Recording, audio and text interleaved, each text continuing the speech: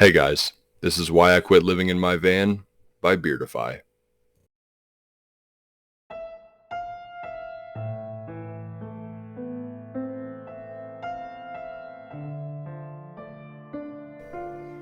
When I was 25, I traveled across America in a modified van.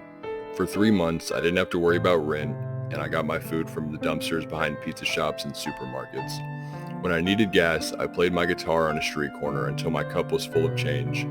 A nationwide gym membership took care of showers, and as for friendship, in almost every town I visited, I found a bonfire surrounded by other travelers like me. The only real problem was finding somewhere to sleep. Depending on local laws, residential streets, city parks, and 24-hour parking lots might be off limits. The places left over were usually exposed, isolated, and dangerous. Places that make you suspect that the driver of that big semi-truck idling beside you is a serial killer.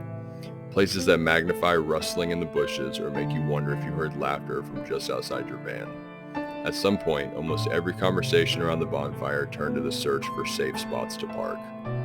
I was at a field party, watching the sunset and wondering miserably if I was going to have to drive overnight yet again when a teenage crust punk nudged my elbow. "There's this map," they said, running their fingers through their dreadlocks. "It's got some sweet spots, marked in red." They shoved the biggest folding map I'd ever seen into my hands. It was the color of charcoal, everything black or gray except for the crimson dots. I tried a couple of them. Quiet, no cops, it's just... They hesitated. "Well, I guess you'll find out." They held up a black-nailed hand. Later. Sirens and flashing blue lights appeared at the edge of the tall grass, cops coming to break up the party. Everyone split, and I peeled out of the gravel lot in the direction of the first red marker. The sweet spot turned out to be a parking lot behind a small warehouse. A single lamp, like a nightlight, glowed over its padlocked door. It wasn't abandoned, but it didn't seem like anyone was going to come scare me off anytime soon either. The warehouse was the only building for miles in any direction. I had no idea what it could be for, but did it really matter? The spot was perfect. I set up the van around back and drifted off to the sound of wind in the aspen trees. When I climbed out to take a leak, the digital clock read 2:34. Even the wind was quiet. I barely finished watering the dandelions when something moved in the warehouse behind me. As I crept back to the van, the noise got clearer. Whatever was in there was jiggling and slopping around like coagulated soup, and it was huge. It threw itself against the warehouse door hard enough to make the padlock shake. Once, twice, 3 times. Then it let out a slow, sad moan and fell silent. Of all the weird alien burbling sounds I just heard, that moan was the worst because it sounded so human. I woke up to bluebirds and sunshine. The odd warehouse was still locked up tight, and I wondered if I'd just dreamt the whole thing. Either way, a few freaky noises were nothing compared to the dangers I was used to. Drug addicts, sadistic cops, and curious bears. I spent the day hiking up an icy creek with strangers I met at the trailhead, and when the weather turned nasty, I found a cozy public library. On my way out, I spotted an Italian restaurant full of couples and asked the owner if he'd let me play a couple 90s tunes on my guitar for the candlelight dining crowd. When he said yes, I made enough cash to eat there myself and pay for gas all the way to Texas. After dinner, I set out for the nearest dot on my strange map. It turned out to be a closed-down fishing supply shop along a deserted country road. "Puck's Live Bait," the sign read, but it didn't look like the gravel lot had seen any life for a long time. The store's only distinguishable feature was a plastic statue of a smiling baby holding up a fish. It was over 8 feet tall, but chipped and fading paint made it look like an abandoned doll. There was something about those unblinking plastic eyes that I didn't like, but I'd just eaten my first real meal in weeks and washed it down with wine. I could put up with some creepiness for a little bit of shut-eye. I parked so that the van was hidden from the road, reclined the driver's seat, and drifted into a dreamless sleep. 3:20, read my digital clock. I wondered groggily why my eyes were open, and then I heard it, tapping on the van window. I almost didn't want to look. What if I turned and saw a pair of giant plastic eyes? I mustered the courage to put my seat up and saw an old man in a rubber fishing hat and rain slicker. A light drizzle was falling outside. The sound got more insistent. It was almost metallic, and I wondered what the old man was tapping with. "Hello?" I mumbled. "Howdy, neighbor." The man's eyes were cheerful, but his mouth barely moved, like it was somehow full. It was the strangest expression I'd ever seen. I'm here for bait. I stared dumbfounded. This is the bait store, he said. The man's voice rose like a tea kettle until he was practically screaming. And I want my bait. I noticed with horror that the man's fingers had come through the top of the window. In his right hand, he held the fishing knife he'd been tapping with. I reversed as hard as I could. The man didn't fall, he just watched me speed out of the gravel lot, and I'd swear the eyes of the giant plastic baby did too. I didn't stop until I saw the lights of a 24-hour gas station. My tank was low anyway, so I pulled in to fill up and get myself under control. My knuckles were white around the wheel, and I could hear my own heartbeat thundering in my ears. It was such a relief to see those familiar sights I'd always taken for granted. Rows of unhealthy snacks, week-old hot dogs turning on the roller grill, coffee in styrofoam cups. An attendant in a red visor and vest uniform whistled while he wiped down the slushy machine. I grabbed some comfort food to soothe my heaving stomach and walked up to the cash register. Howdy, neighbor, the attendant greeted me. It was the old man from the bait shop. Those same painfully happy eyes, the mouth swollen half shut like it was holding in a secret. I just saw you, I said flatly. I couldn't believe it.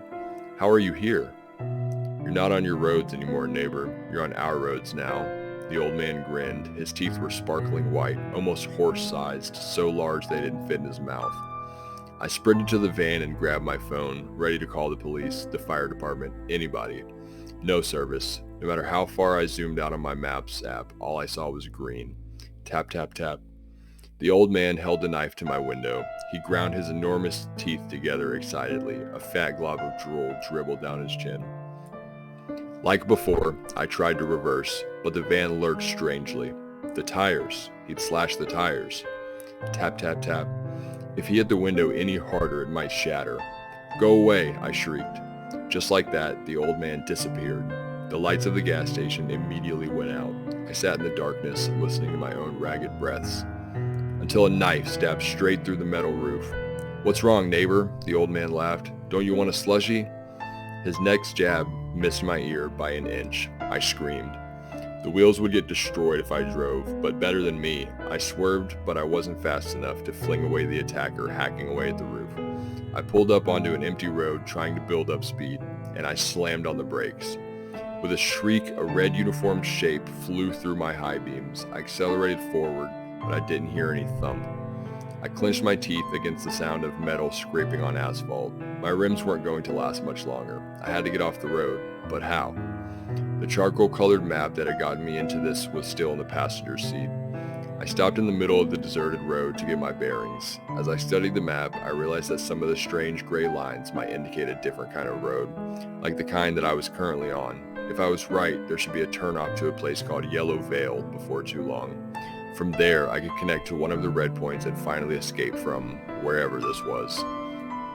My van had other plans, however.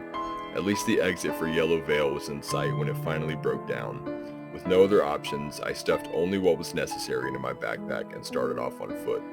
My headlamp was the only light beneath the starless sky, a beacon for anything hunting out there in the dark.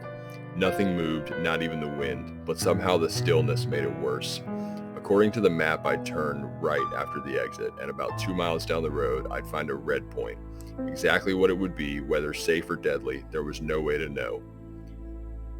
I walked up the exit ramp like it was a sidewalk. It's not like there were any other cars on the road. I paused below the sign for Yellow Vale 6. The color and text were wrong somehow, like whoever had made it knew what a road sign was but had never actually seen one. I reached out to touch it, but its surface burbled like acid toward my hand. I pulled away and kept walking. The same dead trees stretching on forever in every direction. The same silence. I saw a pool of light in the abyss, getting closer with every step. Soon I was close enough to see what it was. A rest area. A little brown brick structure with restrooms, vending machines, trash cans, and benches. A beige RV was parked in front. Was this my red point?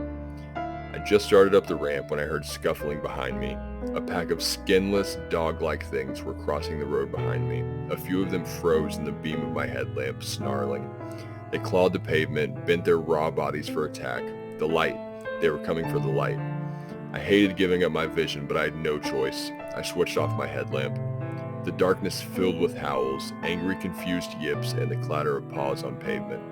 I fixed my eyes on the rest area and tried not to think about unseen teeth sinking into my legs. By the time I was halfway up the ramp, I could no longer hear them. I checked out the RV first. Its door was off the hinges, and there was no light inside. I switched my headlamp back on and climbed the stairs. It was like a time capsule from the 1980s had exploded inside. Star Wars bed sheets on an overturned mattress, shattered wood paneling, and a shredded Stretch Armstrong. And a dried out half-eaten corpse hanging from the ceiling by its smiley face tie. I backed slowly out of the RV, wondering if I'd see those skinless hounds waiting patiently for their meal, but the parking lot was deserted.